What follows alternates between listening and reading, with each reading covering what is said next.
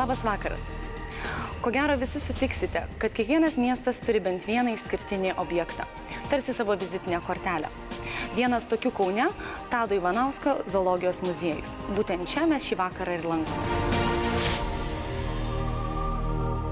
Šiandien laidoje atsinaujinęs Tado Ivanausko zoologijos muziejus. Kai pamačiau, kad šis muziejus atsinaujinęs, tai paliko dar daugiau gerų emocijų. Kuo po ES investicijų muziejus taip traukia lankytojus? Tie gyvūnai visi tokie atrodo tokie tikri. Gali pasižiūrėti filmukus apie tos gyvūnus. Ypatingas laidos svečias ir Jonvabalio nauji namai. Šioje laidoje turėtų itin tikti jau klasika tapusi frazė. Ar žinote, kad? Faktų, eksponatų ir jų istorijų yra iš tiesų labai daug. Tad pradėkime.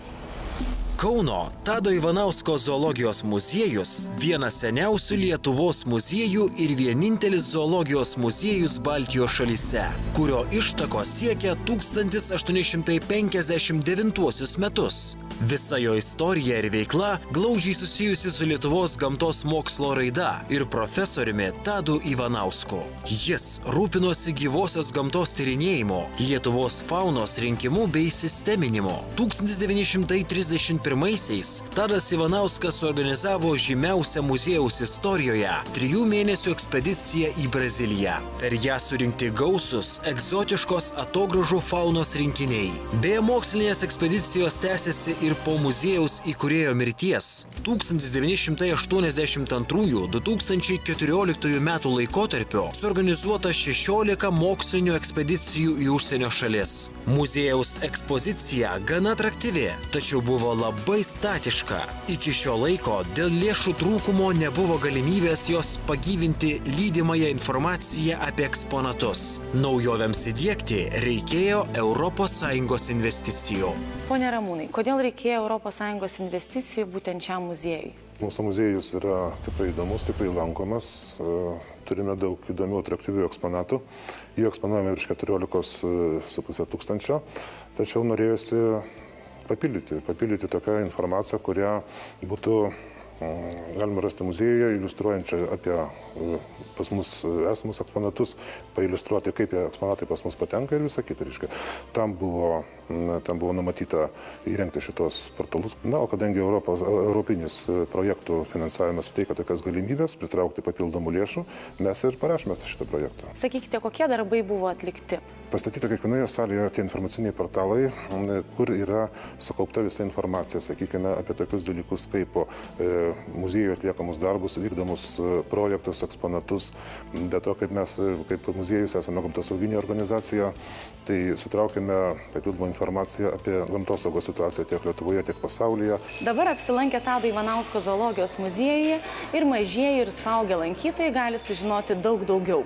Informacija pateikta įdomiai, koncentruotai ir patraukliai. Nusprendžiau dabar aplankyti muziejų, todėl kad norėjau prisiminti vaikystę. Ir dabar, kai studijuoju pati Vilniuje, iš tikrųjų, kai grįžtu į Kauną, yra labai įdomu aplankyti visokias panašias vietas, todėl kad tai sukelia tikrai labai geras emocijas. Ir kai pamačiau, kad šis muziejus atsinaujinęs, iš tikrųjų, tai paliko dar daugiau gerų emocijų. Yra daug eksponatų iš įvairiausių šalių – Azijos, Europos, Afrikos ir Amerikos. Atliktas didelis darbas. Man patiko apsilankymas šiame muziejuje.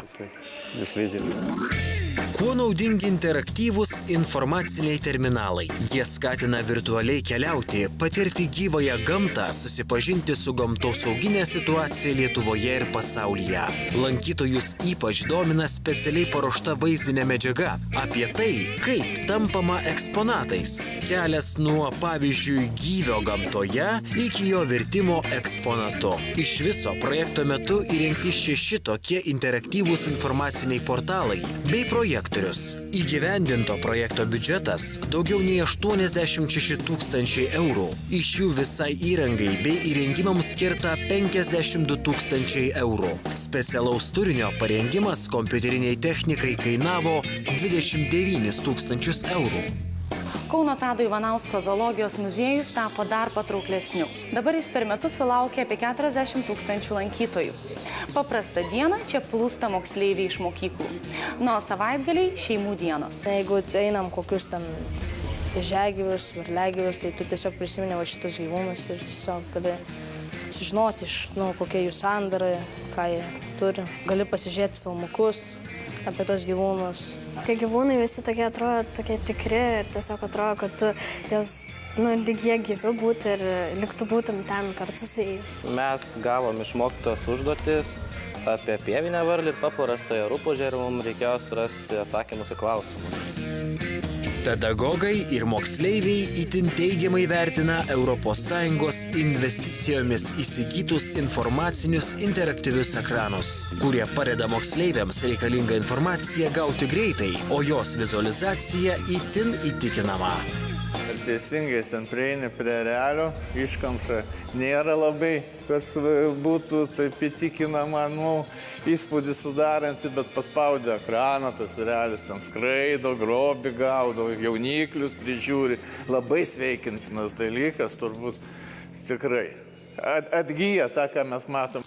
Ar išties interaktyvūs ekranai padeda moksleiviams rasti atsakymus į pedagogų užduodamus klausimus? Pagrindė tai interaktyvūs ekranai, nes po tom varliagyviais nebuvo parašyta visko, ko mums reikėjo. Taip, daug radome ten informacijos, ko reikėjo. Na, o dabar artėjame prie antrosios mūsų laidos dalies, kurioje, kaip jau įprasta, kalbame apie skaidrumą. Kauno Tado Ivanausko zoologijos muziejus, investavęs ES struktūrinių fondų lėšas, ekspozicijos atnaujinimui prisijungė prie skaidrumo iniciatyvos Jonvabaliai. Skaidrumas svarbus visų pirma pačiai organizacijai, kad žinotumėm, kur yra investuojami ES struktūrinių fondų pinigai.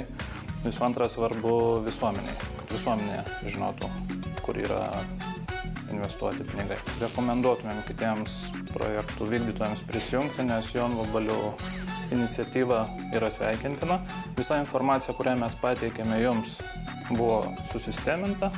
Mano manimo, būtent ta, kurios reikia visuomeniai, kuri nori domėtis projektais. Jau tapo gražia tradicija, kad skaidrumo simbolį Jonvabalį projektams įteiktų vis kitas skaidrumo iniciatyvos narys.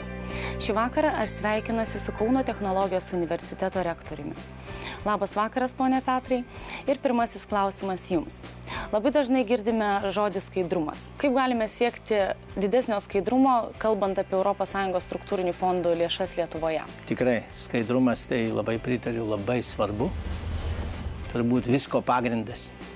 Ir turbūt tas šleifas ateina iš mūsų sovietinių laikų, iš sovietinės visuomenės. Nepaslaptis, ne visada mes Europos struktūrinius fondus naudojam efektyviai. Taigi skaidrumas, viešumas yra pagrindas, kad jie būtų naudojami efektyviai. Kaip?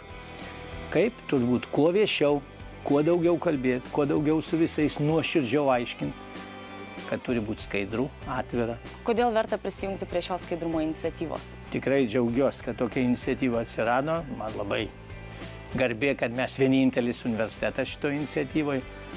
Vėlgi, kuo plačiau su visais kalbėsim, kuo daugiau aiškinsim ir kuo daugiau žmonių prisijungs prie šitos iniciatyvos, tuo mes turėsim geresnį rezultatą.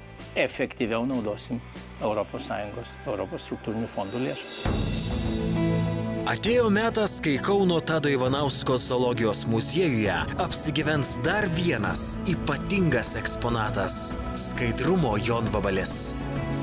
Miela direktorė, labai džiaugiamės, kad skaidriai ES pinigus naudojančių ratas plečiasi ir su malonumu įteikiu jums Jonvabalių ženklą, kuris rodo, kad jūs prisijungėt prie šitos iniciatyvos. Labai malonu ir sveikinu jūs. Nuoširdus ačiū už puikų įvertinimą.